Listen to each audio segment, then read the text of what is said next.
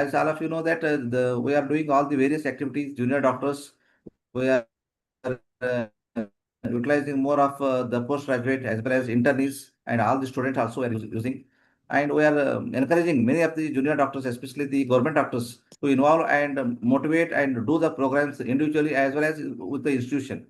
So with this hope, we have started the important new topic, that is the white coat and the junior doctor, especially the residency period, the whatever the challenge they are facing. So that's such an important topic. We are called upon the important and famous the personality in their field. One is Dr. Harish Dalantabettu sir, who is a president-elect of IMA KSP regarding the mental health issue during the residency period. Thank you, sir, for accepting our invitation, sir, and thank you once again, sir. And also, I welcome Dr. Pavan Patil, who is also a well-known figure in the medical legal aspect and from the Gadag.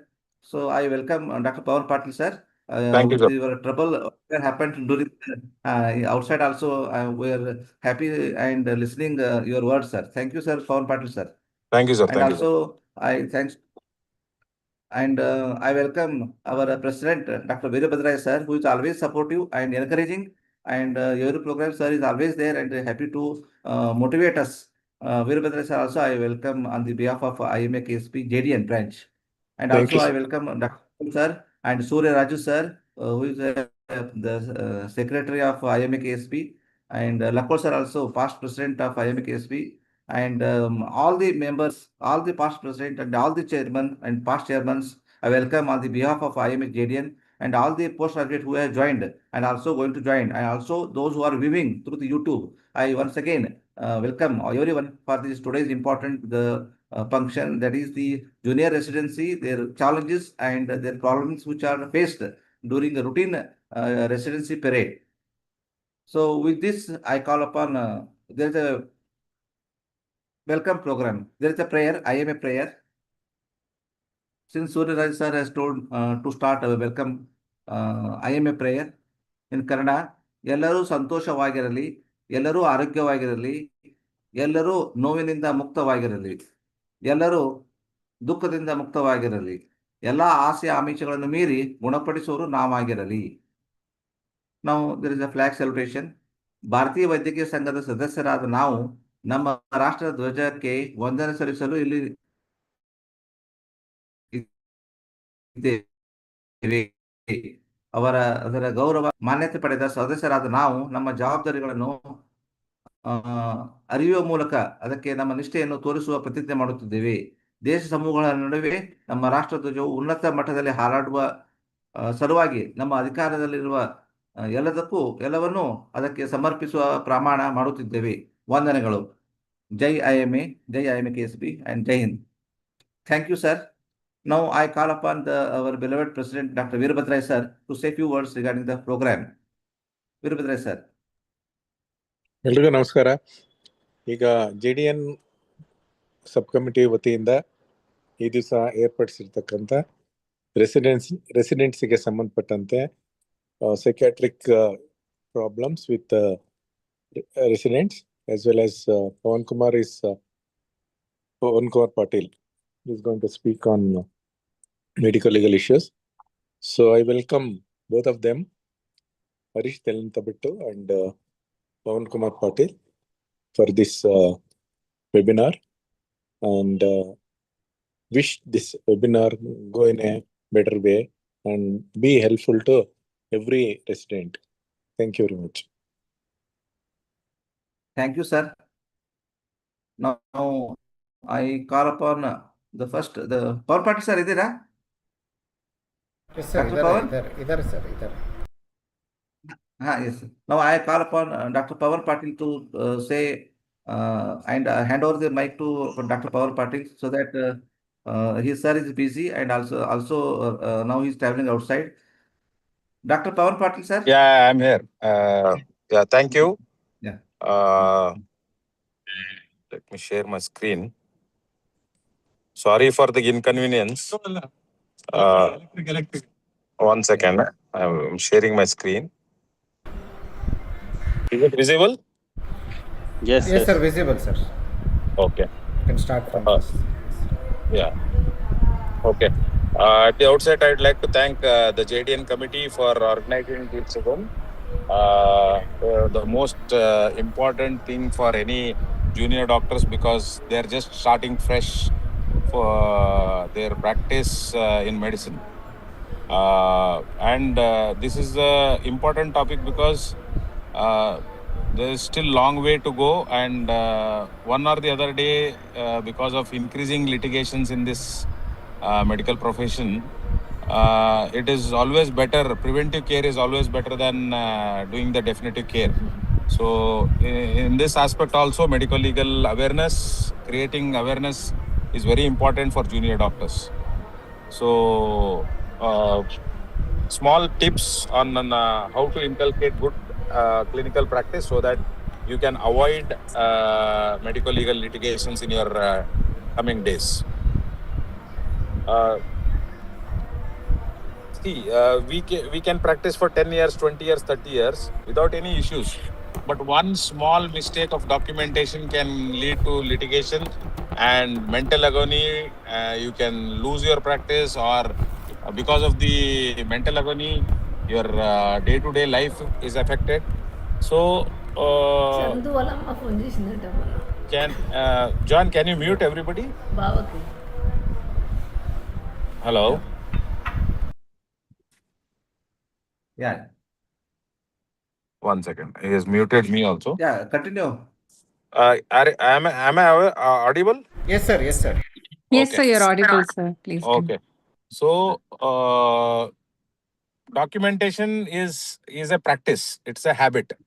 So, in your early days of practice, if you inculcate these habits of proper documentation, it becomes like a routine thing, so that you will not miss out any aspect of the documentation, and that is the only thing which saves you in any form of litigations. Hello? Yes, sir, you're Hello? audible, sir. Yeah, Yes, yeah. sir. You're audible, sir. Okay. So, why PGs need this medical awareness is you have to get trained and make it a practice of good documentation. You have to learn good communication skills, and also some aspects of consent I'll be talking on. So, whenever we face any untoward incidents in medical practice, that is when litigation starts. That is death on table. There are angry relatives because something what they have expected doesn't go in as per their expectation. So then it leads to police complaints, consumer court, and medical council complaints. So it is wise to start your practice with good habits what you inculcate in day-to-day practice. So it doesn't mean that any bad outcome in medical practice is equivalent to negligence. There are known complications for any condition. There are known complications for any type of procedures. But if you land up in these type of complications, patients might take it as the doctor's mistake. So it is natural, because they don't know that it is a evidence-based complications which you have landed up. But when it is questioned in court of law or in the council or anywhere in the society, you should be able to justify that it is known complication which has happened as per the evidence. But also it should be there on your documentation. That is when you will be saved. So the common mistakes what we usually do in day-to-day practice, that is giving verbal orders. Your intern is there, you give something on phone, you give orders on him. He doesn't document it. That is when mistakes happen. So that has to be avoided. Even if it is a verbal order, even if your senior gives you a verbal order on phone, document it. So and so is contacted, advise so and so. So that becomes a documentation. The patient care is there. That is not missed. So that is what the courts of law see, that even if the doctor is not available, the senior doctor is not available, he has taken care that the findings are told to him and he has advised correctly. That is what is seen in court of law. But if it is not mentioned, so and so is called on phone, he has advised, that is not documented, then there is no proof that you have contacted the senior or a doctor has given advice on phone. So that becomes a problem. One second. Yeah. So, poor handovers. You are in a rush. The next consultant or the PG comes late for duty, so you don't hand over in proper manner. So something is missed out there. So that is when problems occur. So don't be in a hurry. You might be late someday. The other PG might be late someday. Keep the continuity of the patient care. There will be no mistakes. Missing escalations. When a patient is going bad, you are not escalating the treatment or you are not escalating it to your seniors. That is when mistakes happen. Then casual WhatsApp discussions on patient care should be avoided. If it is so, it is a golden rule. If it is not documented, it is not done. So even the phone call is not documented, it is not done. You are not contacted or there is no advice from the senior. Case sheets are the best lawyers. That is what I told you. Documentation checklists. There should be proper date, time, findings, what you have noticed, what you have informed your seniors. Everything should be documented. What is advised, and after every note of that day or of that time, there should be a signature. And in case you are handing over your duty to next, that should be mentioned. Next is followed up with this. Consent. Normally what happens, you are in a busy schedule, you have a lot of things to do, you just take the signature, you don't fill anything. There are printed consent forms now. You don't fill out anything, like even the surgeon's name is not there or the unit name is not there. Then who are all the consultants who are operating on the patient, that is not there. Who is the anesthetist who gave the anesthesia, that is not there. Their signatures are missing. All this count in the court of law. So diagnosis, what procedure is being done, what are the expected common complications. You need not mention n number of, there might be 100 of complications, but at least commonly encountered complications like infection, bleeding, all those things have to be mentioned in that blank wherever it is left in the consent forms. Also the risk factors what the patient is having. All these have to be mentioned in the consent form before taking the signature. That is what wrong procedure is entered, or there are certain anesthesia types where you need to take special consents on anesthesia. All those things are missing. Communication. I will not say that from day one you should communicate well, but at least you should start learning. You should start observing your seniors, your consultants, how they are speaking to the patients and their relatives. It is not just telling them, patient is like this. This is like. Connect with the patients, have rapport with the patients, day in, day out. You keep communicating with the patients. That will avoid 80% of your litigations in your coming practice. And Sorry, be true. Pawan Patil sir, just a small intervention. Yeah. Sir, thing is that it is what we have planned is like a panel discussion. Our PGs, they have prepared some tip of the questions. And many PGs, around 4 to 5 PGs, they have prepared some Yeah. questions. They will throw to you, sir, and Yeah, no you problem. will answer so that it is No problem. mutually Yeah, they can start asking me questions. I'll tell them. Some prepared points questions. I'll cover on social So media. after finishing your slides, you can take, sir. Sure. Some points on social media, After because finish, it is gathering lot of weightage now, that every consultant are on social media trying to showcase what they are doing and what not. But be careful, because the newer NMC guidelines is also coming out, which clearly mention on what to do and what not to do on social medias. Never share any patient identity in the social media, because if now, if you happen to see the new uh, data security law where the patient confidentiality is lost, the patient can sue you for 250 crores. That is not a small amount. In the whole lifetime, not even anybody can earn 250 crores, but that is the law now. So avoid OT videos where sensitive parts or sensitive things are shown. Avoid posting such videos on social medias. And as far as possible, avoid hospital premises to make your social media videos. We see a lot of junior doctors dancing in the OT corridors or in the hospital corridors. You can make them, but as far as possible, avoid the patient privacies and hospital premises. Yeah. So don't get frightened by all the WhatsApp circulations of violence happening in the country. It is common. You will be surprised. I asked one of my cousin who is working in Perth, Australia. He works in an accident emergency, very busy areas. I asked him, do you also have violence? They already have something called as code gray. I was surprised. Per day, the code gray activation is around 10 times. So imagine, we hear here and there some violences. So don't get panic. If you are good at your communications, if you are good at everything, build a team. There won't be any violences. And even if it is there, you should have a support team ready to help you out. Most of the things... then don't alter any of your records. That is one very bad thing what many of us do. From day one, it is like brushing your teeth or washing your face as soon as you get up in the morning. So if you start the practice of good documentation now in your early years of practice, it will become like a routine practice and it will not consume more of your time also.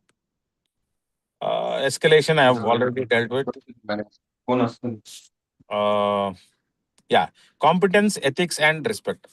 One simple point of following the ethics. You need not read the entire ethics book. You should read once in a time. But my simple suggestion to everybody is, whenever you are giving any advice or treatment to a patient, just imagine it if it was your own kith and kin, then you will fall in place. That is what is ethics all about. So that is, you give them proper advice on what are all the uh, available treatment options and treat them accordingly. So if you practice that from your day one, I don't think so you'll be falling in any of your problems. So 10 survival rules: document, communicate, consent, escalate when it is required. I not only in your early practice, even when you become a bigger consultant, if you land up in a problem, don't hesitate to call for help from another consultant. So never alter records, respect, follow protocols, learn, keep learning. There are new things which are coming up, keep learning and develop a teamwork so that somebody else is there to help you. Yeah, now they can ask me questions. It's almost done. So the take-home message is, patients remember how you cared and not how you treated or how the patient became well. Yeah. Now, Suresh sir.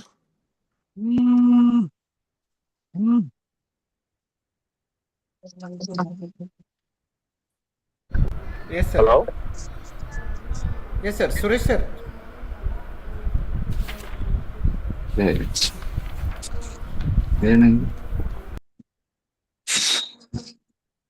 Now this particular session is open for discussion. Others can ask question if they have.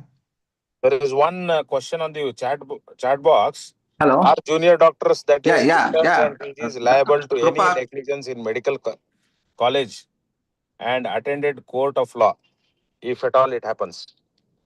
Yeah, because the patient, their names comes up in complaints because in a medical college or a bigger hospital, the patient will not know the exact consultant who is operating. It will be like a unit. So all the entire team is made as a party. So even you will be there, but it will be the responsibility of your unit and unit heads and the consultants to keep you away from such litigations, because it is a teamwork. And whatever you represent in the court of law, it should be like a team, because when you are treating the patient, you are treating them as a team. So when you fight out that case, if the complaint comes, it should be like a team. So don't worry, even if it is there, you should work as a team and you should be with your team. It should not so happen that your consultant is saying something and you should say something. You should discuss out with your team and then come out with the arguments in the court of law.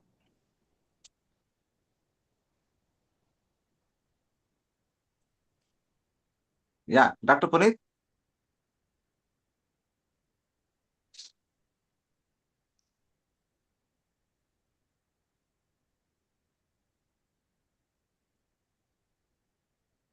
Yeah, anyone Hello. else?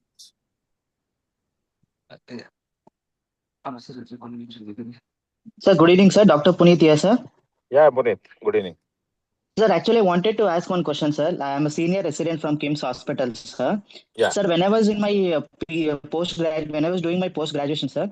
Sir, Mhm. whenever there is an assault on the doctor, sir. So, Okay. what is the immediate safety that we have to ensure, sir, and what are the preventive measures that we have to take, sir? Like whenever there is an assault on the postgraduate, sir. Okay. The first and foremost is any hospital, any college should have a violence prevention program as well as policy. So Yes, sir. that we are stressing on through IMA and through the medical college associations and all. We are pressing on that every hospital should have a policy, violence policy, what to do and what not to do during the violence. First thing is one of your team members, if there is an assault, one of the team members should escalate it to police personnel and the hospital administration. That is the first thing you should do. Like in an CPR, you first call for help, right? Same way, Yes, sir. when there is a violence, you call for help. That is the first thing you should do. Second Okay, is sir. gather as many as possible your own people. Like Yes, you sir. should be able to defend yourself. That is the second. Third is start recording whatever is happening. One of your team members should start recording on your phones or something what is going on, so that Yes, becomes sir. an evidence in future. Yes, sir. So then, as far as possible, don't try to hit anger with anger. Be Yes, sir. cool. Try to solve the issue if it is possible, or escalate it. That is the only solution what you should have. If they start Okay. hitting you, get yourself a shield where you can lock yourself, and then they will not harm you. That is the only thing what you can do. But Yes, sir. if you can butt it out in the initial stage when there is an argument, make them to sit, Yes, sir. call the few important people amongst the crowd, call them, make them sit, talk to them coolly. Don't meet anger with anger. That is the only solution for the issue. Still, there might Okay. be some people who can create problems, but that is by the time they create problems, you should have called for help. So there is a ample amount of help with you. Okay, sir. Yeah. Yeah. Yes, sir. Thank you. Thank you, sir. Our postgraduate Dr. Sri Krishna is there. Sri Krishna and Ajlan. Sri Krishna and Ajlan. You wanted to ask questions. You have Good evening, sir. Yeah. Good evening, sir. Yeah, Good loudly. Yeah, loud. Good evening, sir. Good evening. Good evening. Sir, if you had taken consent and everything, means on table death and everything, but if death happens and patient attender went to court, and they tell that we don't know anything, they had just taken our sign. Yeah. So what we should do in that thing, sir? So the first and foremost, I would like to clarify to every one of you is there is nothing called as death on table consent. Stop. If anybody is asking you to do that, stop doing that. There is nothing called as death on table. Yes, sir. That means you are taking somebody's consent to indirectly. It means that you are taking a consent that the patient is going to die on table. Yeah, yes, sir. So there is nothing called as death on table. You can take grave risk, you can take high risk consent, mentioning all the possible risks the patient is having. And you can also mention in that grave risk all the possibilities of a high mortality. That is what you can mention. But there is nothing with a heading called as death on table. Lot of people, even the well-known consultants are doing that, but that has no role in the court of law. That is first thing. Second, even if there is a death on table, there is a protocol what to be done. Once there is a death on table, there is a way to declare that death. You should intimate the police well before and make an MLC so that postmortem can be requested. If the postmortem is there, there will be clear-cut things coming out from postmortem. What the patient had risk, how it has died, what you have taken care to prevent that, all that comes in. So most of them, they avoid making MLC. They try to negotiate with the patients. if you do all that, there might be a litigation, and that will not hold good in any point of court of law. So proper documentation, proper prior consent, mentioning every risk of the patient, that is the only thing what will save you in court of law. Okay, sir. Thank you, sir.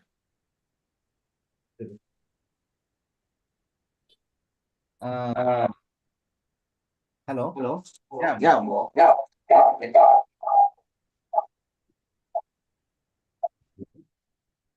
Suresh sir ನಿಮ್ದು ಒಂದು of ಮಾಡ್ರಿ.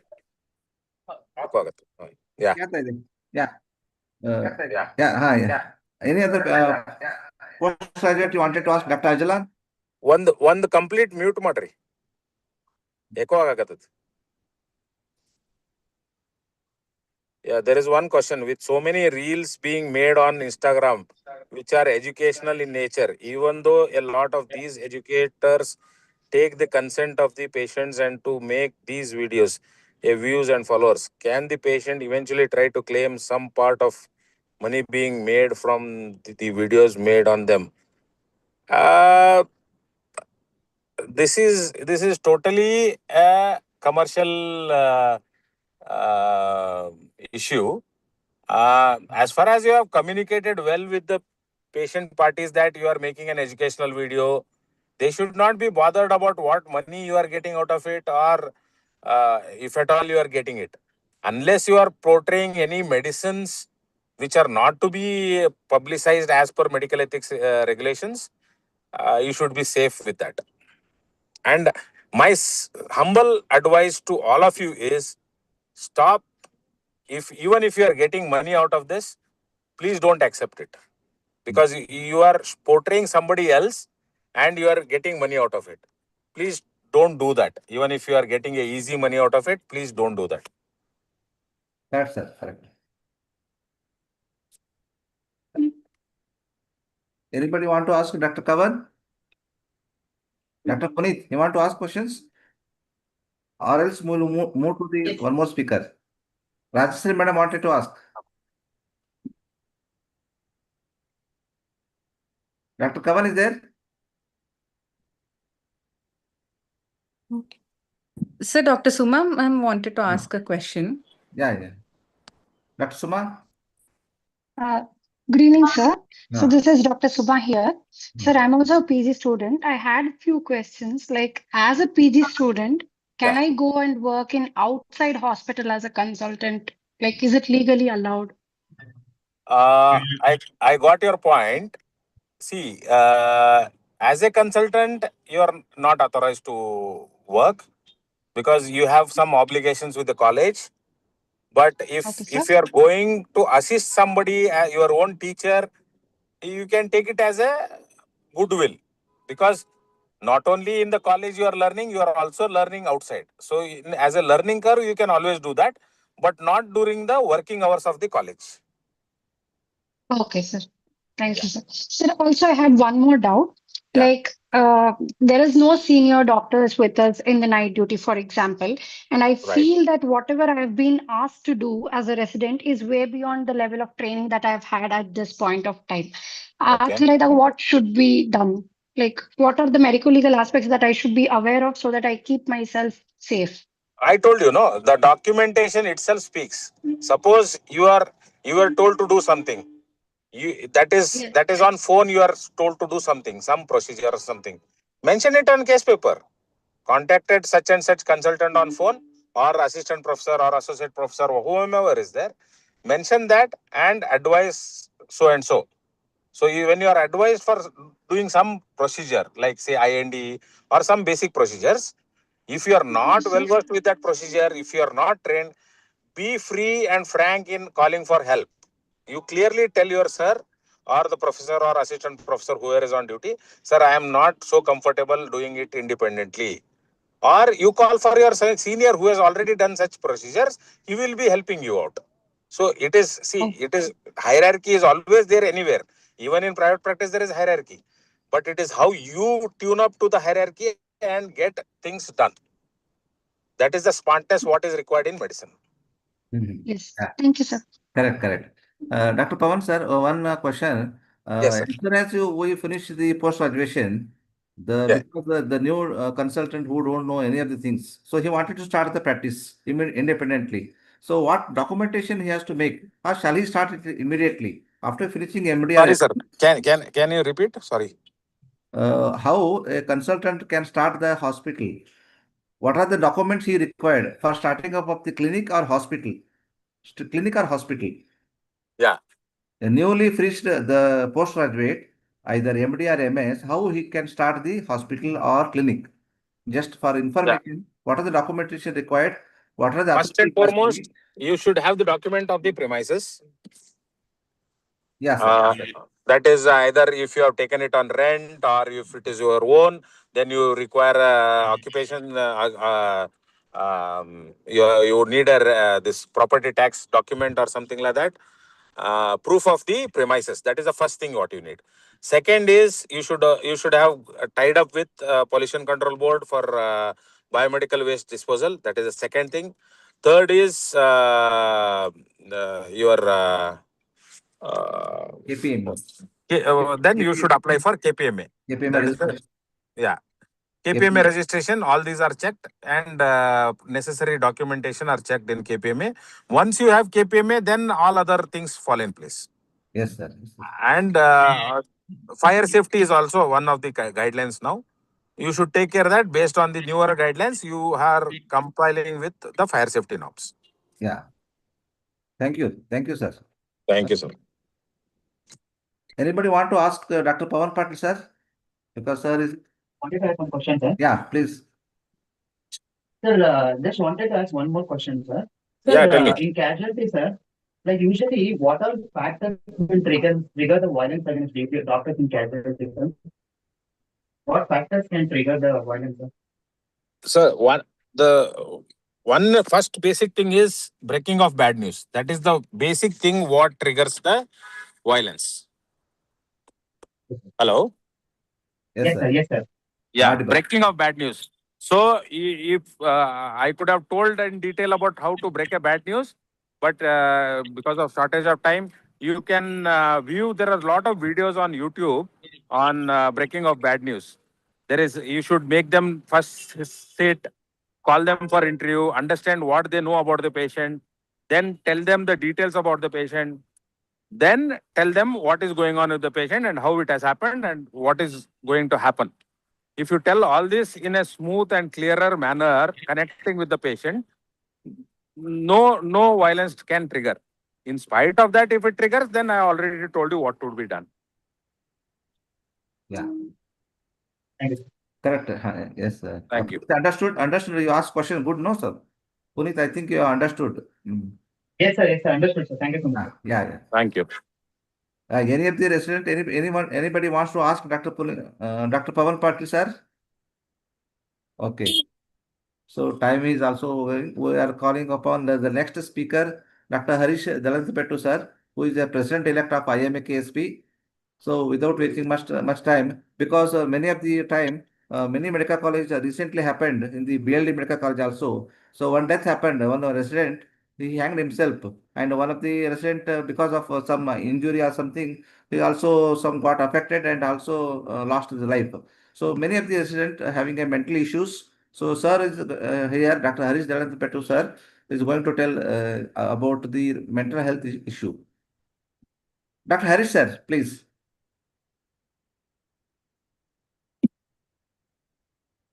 Sir.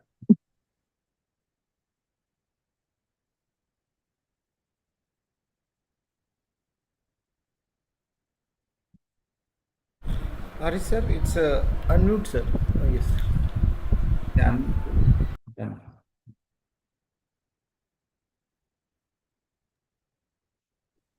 ನೋಡ್ರಿ ಏನಾಗಿದೆ? Yes, sir. Visible, sir. Visible. ಅವರು unmute ಆಗಿಲ್ಲ. He's speaking. Am I audible? Yes, sir. Now you can continue, sir. You can see my screen. Okay. Yes. Yes, sir. Your video is available, sir. Audio is clear, and screen also is there, sir. Screen is also seen, isn't it? Yes, sir. Yes, Wait a sir. minute.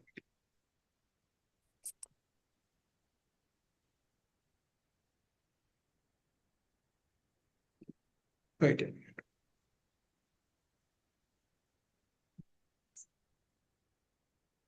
Harish, continue ಮಾಡ್ರಿ.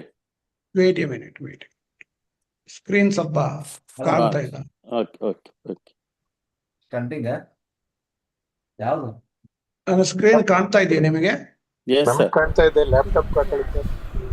ಈಗ yes, I can. Yeah.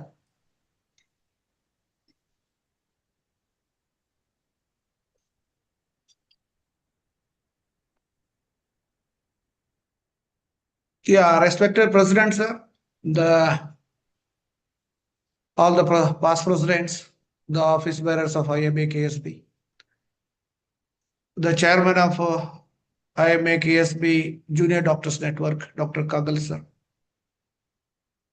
and all the postgraduates and faculty from different colleges. Today I'm going to speak about the mental health issues related to our residents. To begin with, we try to understand what is mental health. I'll be speaking for about 20 minutes and afterwards people can ask questions. It is a very simple definition. What is mental health? A state of well-being in which an individual realizes their own abilities, their own potentials, their own weaknesses and strengths. So that is ability. Individual realizes their own abilities, can cope up with the everyday stressors of life, can work productively. He should contribute to the society, productivity, and can contribute to the community. So this is a very simple definition of mental health. It is not just absence of mental disorder. Absence of mental disorder is not mental health. It comprises both emotional, psychological, and social well-being. So we should be able to live in the community with others, with a good interpersonal relationship, knowing our strengths and weaknesses, and we should try to cope up with the day-to-day stress. So that is mental health. All are mentally healthy unless otherwise proved.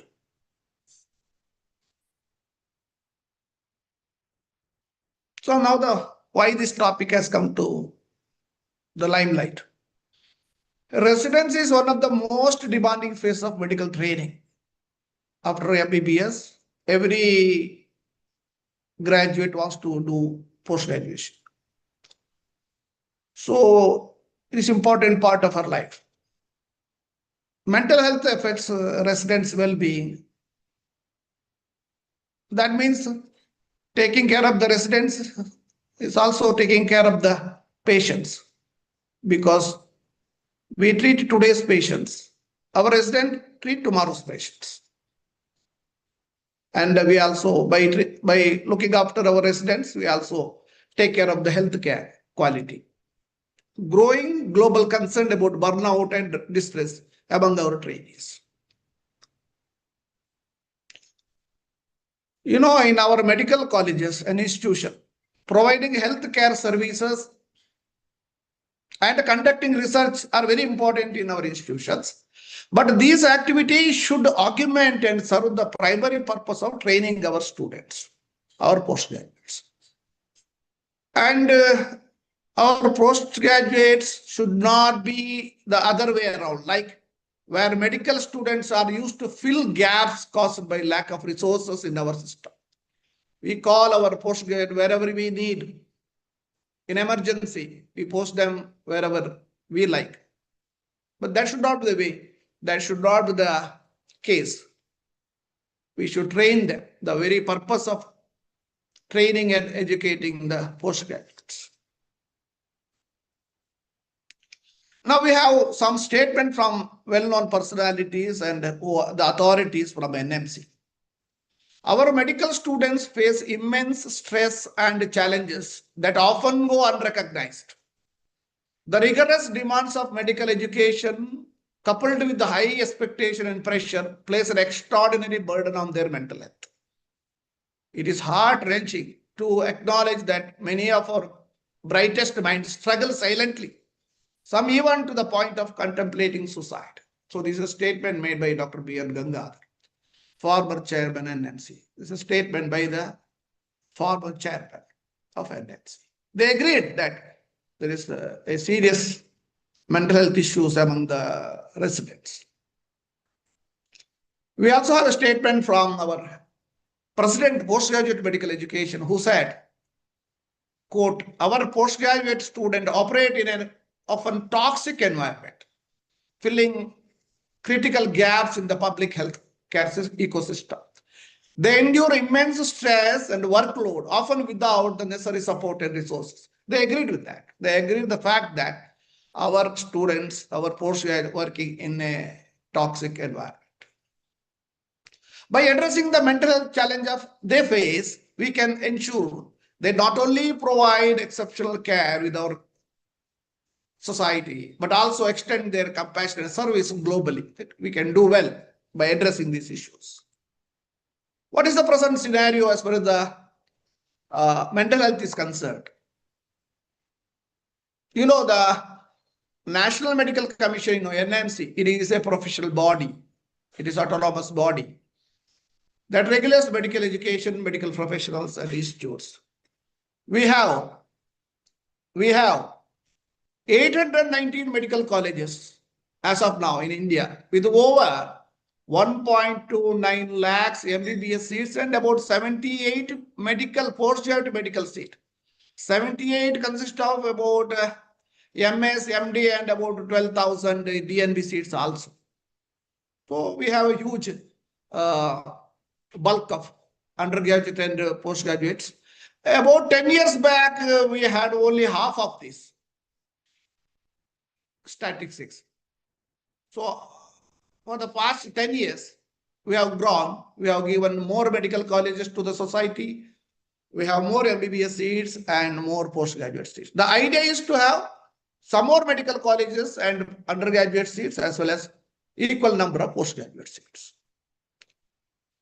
Now the NMC, after finding a lot of issues with the residents, as the former chairman said, as well as our president of postgraduate studies said, they wanted to know what exactly is happening and how to tackle these issues of the postgraduates.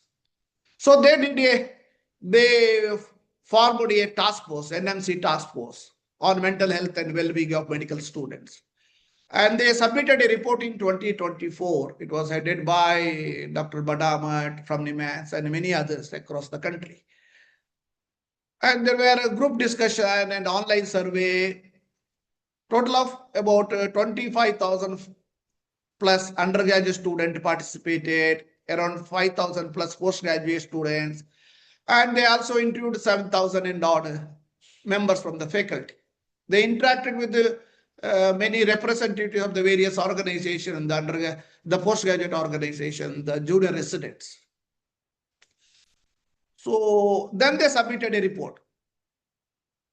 They found what the reports given by the postgraduate during the survey, online and offline, and many discussion, long and multiple 24-hour duties, long and multiple 24 hours duties, non-availability of cafeteria during night duty hours because they cannot have food. Some PG students, they find it difficult to have food because they don't get in the hostel, not even the cafeteria, it will be closed.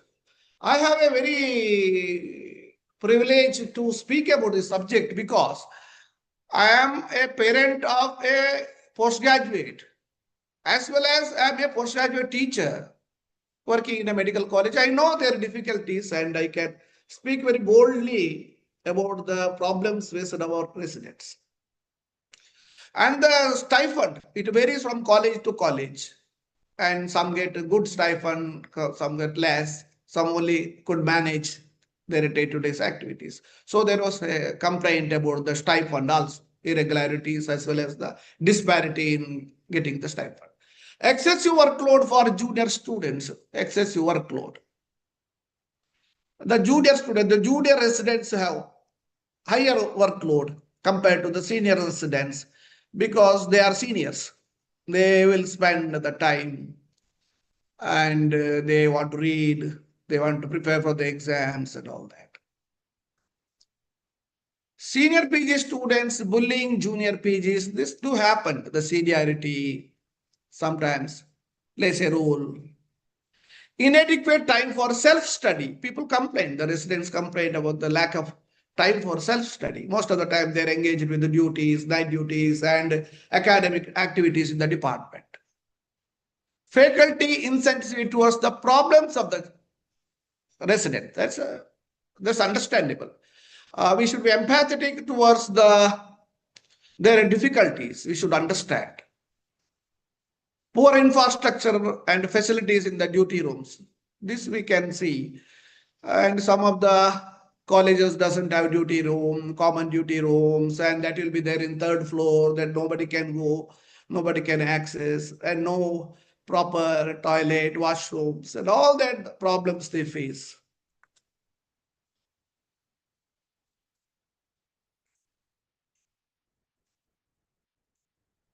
Yeah. Inadequate family rooms. Some residents are married and they have problems with allotting the rooms.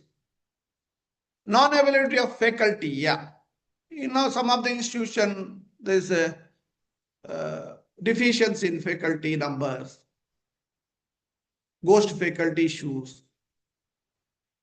Thesis with the especially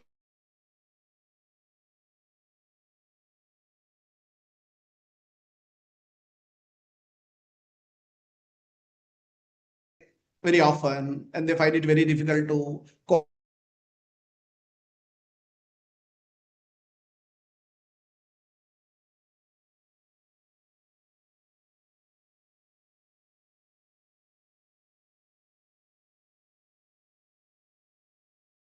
they made it easy after that, after all these complaints. Close to half, 45% of the PG residents work more than 60 hours per week, with a notable proportion working over 80 hours a week. So, long hours of working hours. 38% of residents especially noted that they do not receive adequate time to rest. They don't get enough sleep. Long hours of work. 26% experience direct harassment and bullying from senior postgraduate medical peers within clinical setting. These are the findings. 84% of the postgraduate students report experiencing moderate to very high stress levels during their residency. Interestingly, we conducted a workshop in our college for postgraduates to look into their stress levels. And we categorized the student into 1, 2, 3, 4 up to 10. And we asked them to go to that particular number where they stand after getting their workup. And we could see many of the students getting into 6, 7, 8, which is a higher stress numbers compared to the others. So huge number of students were gathered in the high stress level area, including a postgraduate from psychiatry department, which was surprising. Then we appreciated that resident in spite of all that, coming from a psychiatry department and accepting that he has stress. He boldly accepted and he was very assertive and he stood there along with others. He said he was stressed. Then we, along with our faculty, I remember myself, Dr. Shubhrata, all sitting and watching all these along with other faculty from different department. We could make we could take some steps to bring down his stress and make him comfortable in the department. So this is how that helps a lot, how to know the stress level of our students, and it should be, and all the faculty should know about this. They should participate and they should be empathetic to the residents. 15.3 of all responding PG resident voluntarily reported having an active clinically diagnosed mental health condition. 15.3 have a diagnosable psychological illness. 31% resident disclosed experiencing suicidal thoughts. 10% reported actually making plans to attempt, and 4% they suicide attempt within the preceding 12 months. It's a very alarming statistics.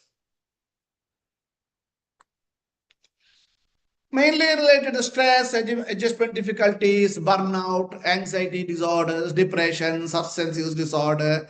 All these are the issues we could find among these students. All psychiatric problems. You know, the burnout is very common, not only among the medical students or with all the professionals. Reduced efficacy, exhaustion, both psychological and physical exhaustion, cynicism, not appreciating others, blaming others, not happy with our accomplishments, not happy with our achievements, not feel like working. So all these are the problems. It's a state of emotional exhaustion. So all these issues will lead to fear of making mistakes. Every PG student want to be good. Every resident want to be good. Nobody want to be bad. They want to work. They want to show they are good because they worked hard to get a postgraduate seat. They struggled.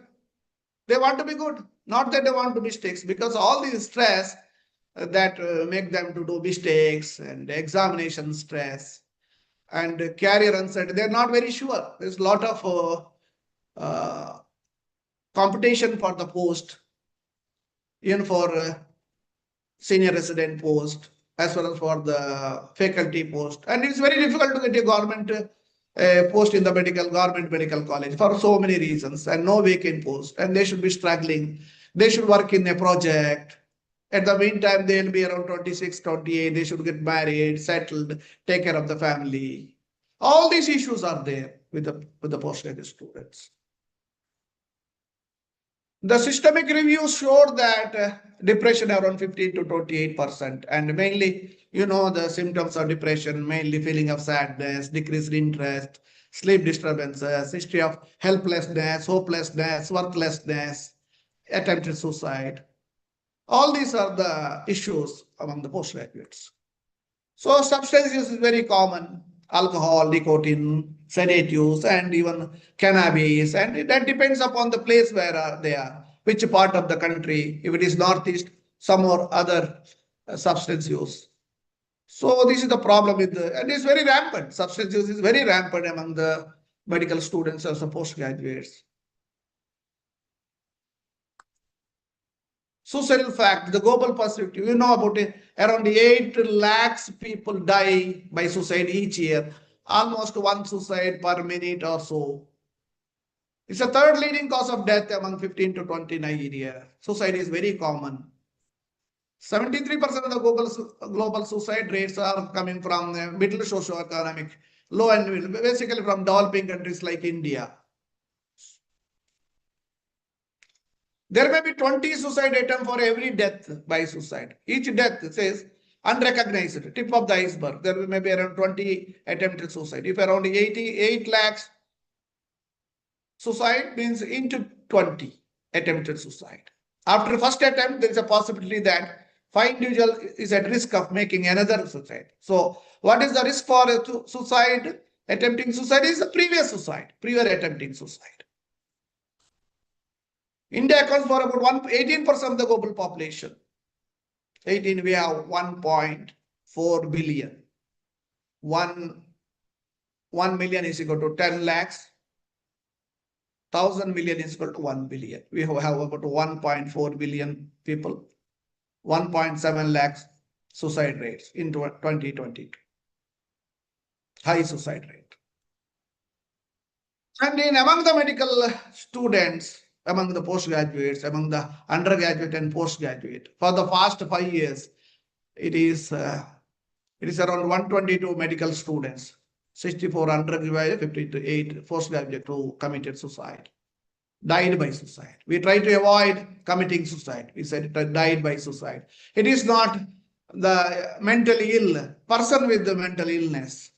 He is not mentally ill patients. He's a person with the mental illness. We should destigmatize the illness. So this is alarming, about 25 to 30 medical students per year. So contributing factors, we know workload, duty hours, toxic workplace, bullying, and all that we have seen. Now, sleep deprivation, what will happen with the sleep deprivation? Cognitive impairment, you cannot work, irritability, you lose attention, concentration. You're not able to do work, your mind doesn't run. You start taking coffee, tea very often. You want to open your eyes always. Reduced attention, increased medical errors. We do a lot of errors.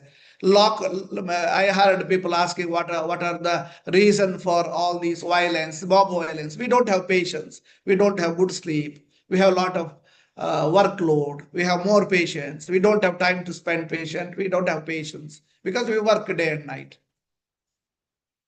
And medical errors, empathy. We don't have empathy, empathetic. And all these are the part of the medical system. Communication difficult. The problem is with the communication skills. We should communicate, especially young generation, they lack. That is not their problem. There's a lack of training. They should be working with the seniors. They should watch. And it is our duty to train our students, tell them again and again how we should behave. Keep telling them. Because life is precious for everybody. So patients have that emotional factor. So try to convince them how to manage the mob, how to break the bad news. All this we should tell the residents. They should be trained. So all these things are very common. So systemic compromise the patient safety. We do mistakes. Severe absenteeism. The postgraduate might take leave very often. They go for absenteeism, sick absenteeism or other reasons. So maladaptive coping, then we have to cope up by doing good work. But here they go for maladaptive coping like substance use and getting into so many other activities. Emotional attachment. When you are not taken care of, then I think they will search for a place where they get love, affection, and care.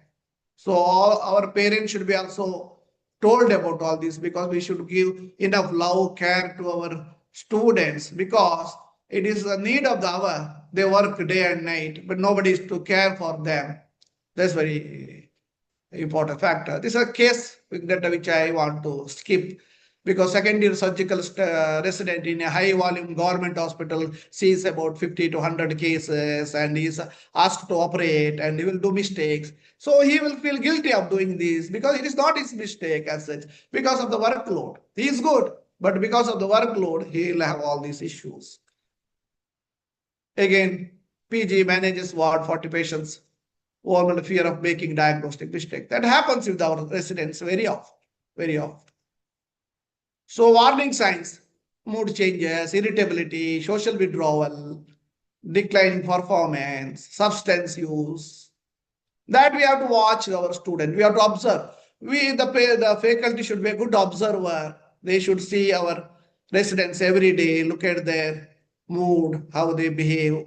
So it is our duty to do that. Primary obstacle is to the treatment. They don't try to come to the treatment because of the confidential issues, systematic stigma attached to psychiatry, that is very much there even now. Confidentiality, because they want to have a confidentiality because of the social stigma. And after that, if they come for treatment, they think about the career impact, whether something will be returned. So all these will be known to others. All these issues are there in our society. So this is a recent article published 332 people dropped out of postgraduate medical courses at JIP Pondicherry. And 332 dropped, about 230 people, they have taken counseling, psychiatric counseling. Now what NMC did after all this? So there was a change. Orientation program, while joining itself, they should have orientation program. We have to involve the family members because they should know the problems of our residents, their children, anti-ragging measures, awareness campaign, education, language guidelines, stigma prevention, counseling services in the college, regulation of duty hours, very important, communication, feedback and work, all these things, evaluation and assessment methods, all these they have proposed, educate staffing, safe work condition, leadership support, and developing institutional SOP, standard operation procedure in the institution, how to manage the issues related to the residents. So very important issues.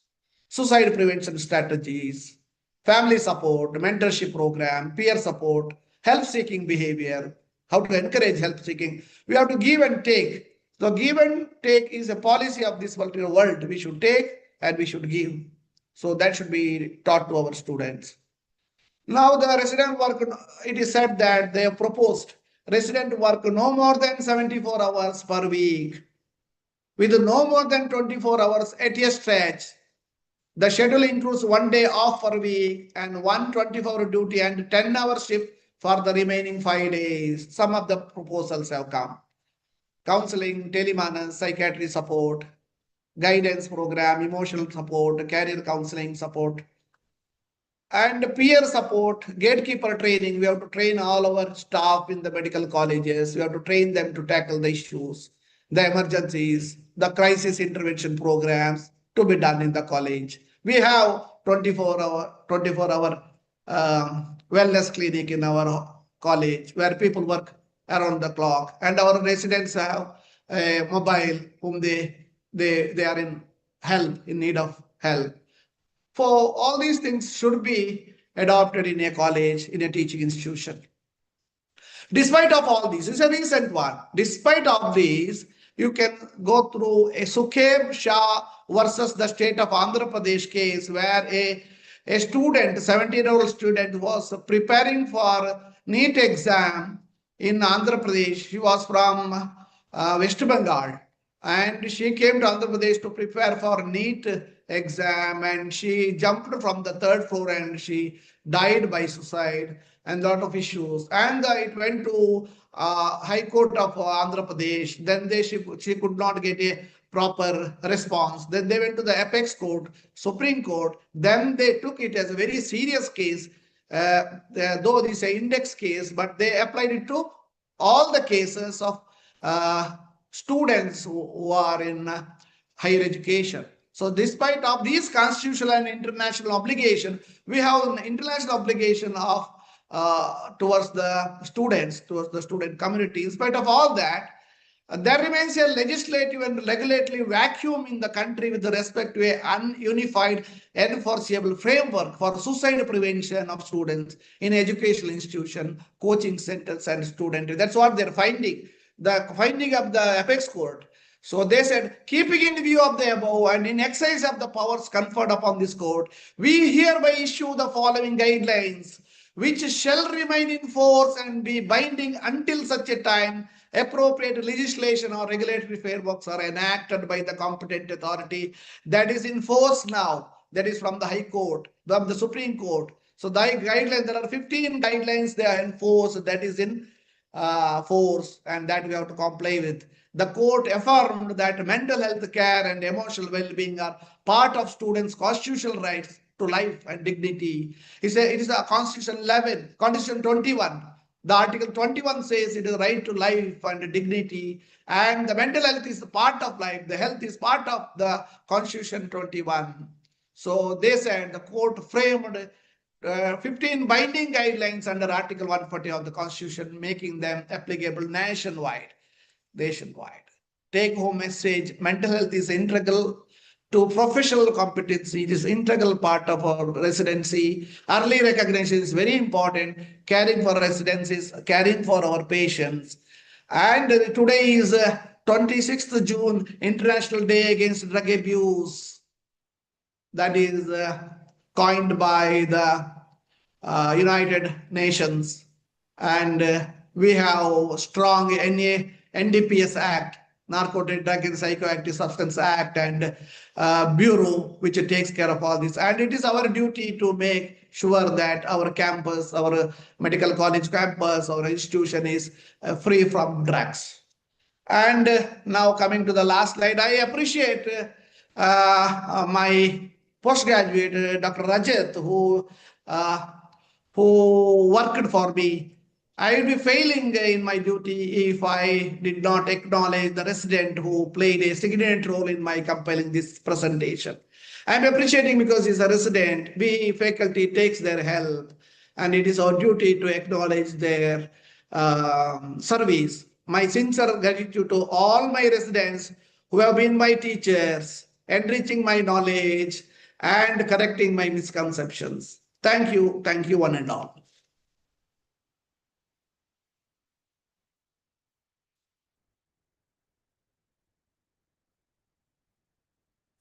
A nice presentation.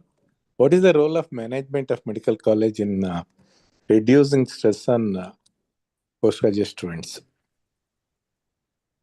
Yeah, now that hope I am audible. Yes, sir. Yeah. Now that NMC is also very strict and the Apex Coast is also very strict, and they have proposed a guideline. That guidelines is there in force even now. Now they said as soon as they come to the medical college, we should sensitize them, go for a orientation program. We should have a mentorship program. Every faculty should take the responsibility of 1 or 2 postgraduate to be taken care of. Then there should be a feedback and the progress and feedback mechanisms. And all these things, and we should have a 24 hours counseling and psychological help programs, training the stakeholders, emergency crisis intervention programs in the medical colleges, and taking care of the postgraduate by understanding their stress, conducting workshop on their regular workshop once in 3 months or so, understanding them and sensitizing the faculty members. For example, the psychiatry department in our college, we do workshop very often, and we try to inform our authorities, say that these are the issues with the postgraduate and the faculty should be careful about this. And we expect all the faculty from different departments to participate in the workshop so that they will understand the problems of their residents. Because they send residents, but they may not participate at times. They might be little not interested in the workshop. So all these things are there in the medical colleges. Really, Harish, very excellent Yes, sir. talk, very informative. Really, congratulations. Thank you, sir. Thank you, with all your blessings. And the guidance of our present president, who is very active and is very helpful to IMA KSB. Yes, sir. We are proud of you, sir. Yes, sir. Any questions from our faculty, from our students? Now we have Dr. Puneet, sir, who has framed few questions to ask you, sir, regarding the same topic. He is our ENT surgeon. He did his UG from KIMS Bangalore and PG from Belgavi, sir. Over to you, Dr. Puneet, sir. Yes, thank you. Good evening, sir. Good evening. Sir, actually, sir, I just wanted to ask 2 questions, sir. Yeah. Yes, sir. Sir, actually, the problem what a postgraduate is facing, sir, like the common question what I'll be asking from my postgraduate, sir. So usually they'll have continuous seminars, thesis work, research, and almost like publications. They have to handle the on duties also, sir. So they'll be like, sir, we don't have time to study. Sir, where do we have time to study? Because of all these seminars, thesis work, sir, in between we'll not have time to study, sir. Sir, what the PGs has to do, sir, to tackle all these things at a time, sir? See, the idea is that why they are not able to get the time, possibly because of other activities. I usually expect the residents to be very sincere and loyal. Yeah. See, if that is the case, why they are occupied? Either occupied with their ward work or with the with the duty and with the reading and academic work. Because if the number of PGs in a department is less, for example, 1, 2, 3, then there will be 3 academic activity per week. One is having seminar, one is having case conference or journal club. Then all are occupied. They don't have time. Every week they should be preparing. So that is a problem with the department with low PG numbers. For that, I think you should be telling the faculty that we have only few, and I think we should be cutting down the activity, and sometimes no need to have a slides. We can have a extempore talk or a group discussion so that the PG is not burdened. If the number of PGs are more, then definitely they'll be given enough work. The other thing is the duty work. If they are occupied with the duty work, then definitely some of the issues, especially in the government medical college, they should be doing duty work for more than 80 hours per day. In a private medical college, some of the department might get less or some department may be more. So that we have to cut down the duty hours. But the problem is with the number of postgraduates available and workload. So in such cases, I am very sure that the medical college will ask for more postgraduate seats in the coming years, and that will be solved. And academic work could be lessened. The duty works could be adjusted. The new rules say that one can go for 24 hours duty, and later on 10 hours duty for another 5 days, and duty off also it is there. Yeah. Yes, sir. Sir, one more question I wanted to ask you, sir. Sir, during And my post ideally, graduation, you should be discussing all your issues openly with the faculty in the department. Yes, sir. Yes, sir. Yes, sir. Thank you, sir. Sir, and one more question, sir. Sir, during my post graduation life, sir, the problem what I faced in my department was, sir, usually what happens is, sir, we as PGs, like what happens is, so there will be, sir, between the faculties, they have problems, sir. So usually one faculty will not like the other faculty, this faculty will not like the other. So usually they bring the PGs in between and they make it very toxic for the PGs, sir. And the PGs also will sometimes go to depression also, sir. This problem I had also faced in my post graduation, sir. So Yeah, how I do agree I with that. tackle? Yeah, that is not your Yes, sir. problem. That is the problem of the department. I think that Yes, should sir. be solved. See, along with you people, even the NMC has interviewed many faculty, and there are certain guidelines for the faculty also. It is not only for the postgraduates. Even faculty Yes, sir. also will have guidelines. Then they have to manage with that. Yes, sir. Yeah, I agree. These are the Yes. difficulties. The department should have a Yes, sir. good working environment. Yeah, I agree with you. Yes, sir. Thank you, sir. Thank you so much, sir. Thank you. And HOD should be able to manage all these, and he should see that his residents should be doing good by solving all these issues. And one more thing is, residents should Yes, sir. not bother about the issues related to the faculty.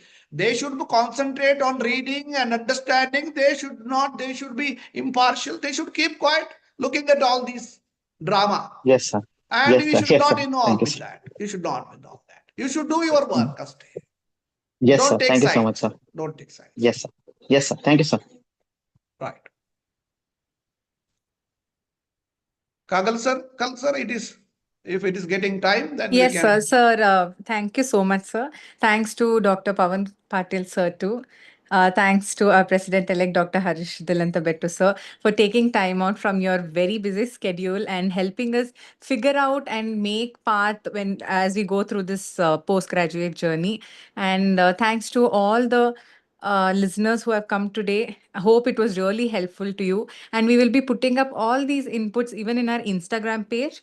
And it's been going on YouTube live too. So I hope it will help many more numbers who have not been present here. Thank you all. Have a good night. Thank you, President sir, and all the faculty. Thank you. Thank you, sir. Good night. Good night. Good night, one and all.